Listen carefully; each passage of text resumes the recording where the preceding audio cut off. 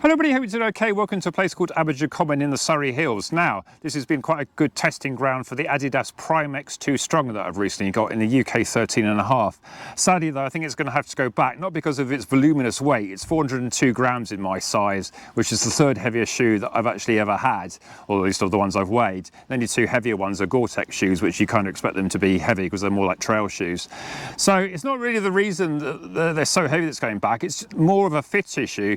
I've had this original one in a 13.5 UK's US 14, same as this one, but sadly just coming up short. I've got socks on with yellow tips there, and you can see the difference in the actual sizing. If I press my thumb down there, I can really press that down flat, whereas here I've barely got a full thumb width right to the end, so there's definitely much more room in there, and it sort of sits above my shoe as well, whereas this one is sitting right on top of the actual strung, and it feels like it's actually sort of pressing down. It just feels like it's right on top of my toe, so, and just about a fraction short as well. In terms of the shoe, I actually quite like it, aside from the fact it's probably needs to be about half a size longer for me.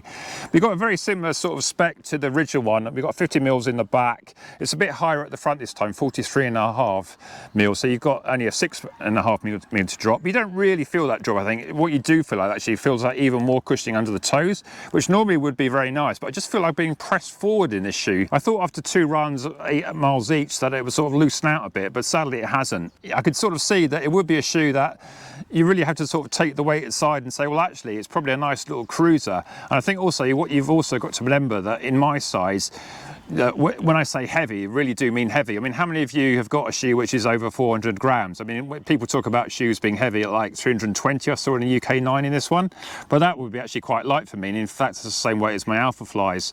And like a daily trainer like the Pegasus is about 360, 370. So this in itself isn't too bad. And actually, this really nice sponge really does sort of help you sort of feel like you've just got a nice shoe on your foot. But sadly, however good a shoe is, it's no good if it doesn't fit. And the only size that they do bigger than mine is a 14.5. I haven't yet seen that for sale, and I just feel that would be too voluminously high. In terms of how it compares to the original one, a lot of people are saying this one's sort of heavier, more clumpy, doesn't roll as fast. Well, actually, in my size, I've found that two shoes are actually quite similar in terms of their purpose. The original one here is 380 grams, and this is 402. I measured it. So in that sense, you can't really tell much of a difference. They both feel are heavy shoes, and I've done a lot of like marathon training in this one. I did a 23-mile run in the original one, so I was really sort of keen to see what the fuss was about Strung, because a lot of people said they didn't get on very well with the first version, and then the Strung version suddenly sort of like improved the stability. And I must say that the stability in this second one is a lot better than the first one.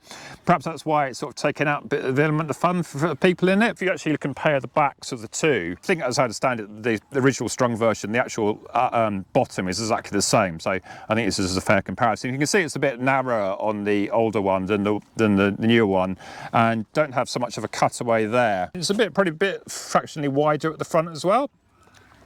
But I did find this was like the most sort of fun shoe you can imagine. It's a bit sort of like ridiculously unstable, but you did actually sort of get used to it after a while. If you wanted to take it out of a trail, then, well, probably not advisable, but I think I remember doing a little bit of trail on it, and as long as you just sort of be careful, it wasn't too bad, but certainly not recommended.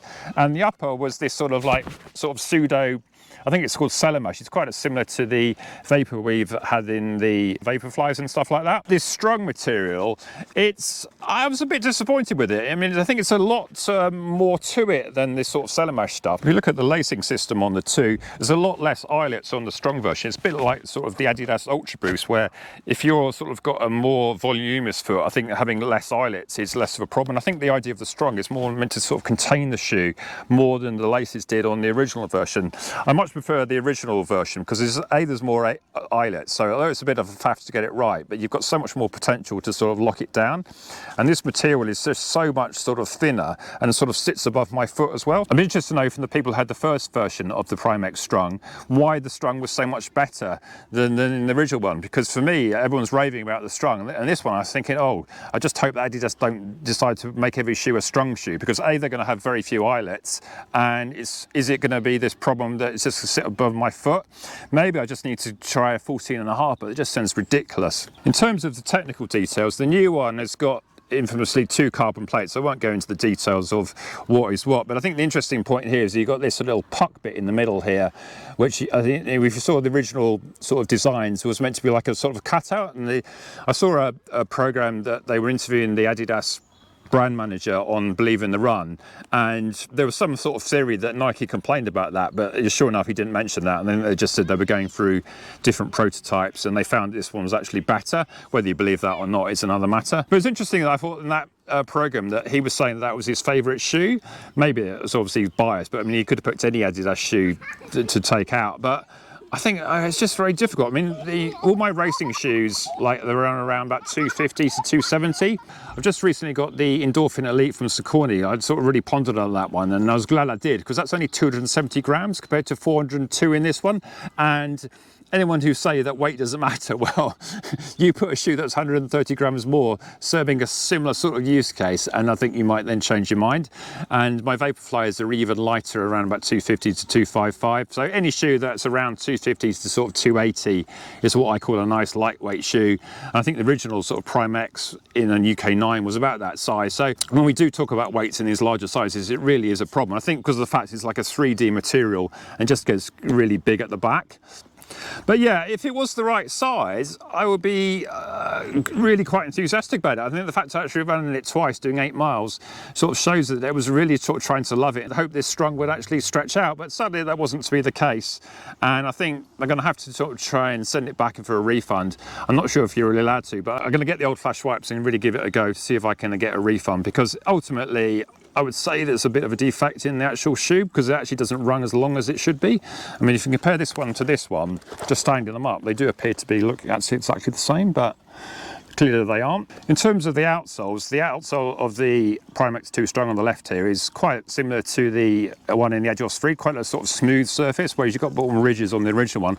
I can't say that it really got any problems with that, and people will say that the Continental outsoles are great. I mean, I did go for a very light bit of sort of muddy bit, and you could sort of tell that if you want any sort of wet muddy bit, then well, this sort of thing isn't great, but this obviously is designed to be a road shoe, so if anything the ridges on that one might be slightly better.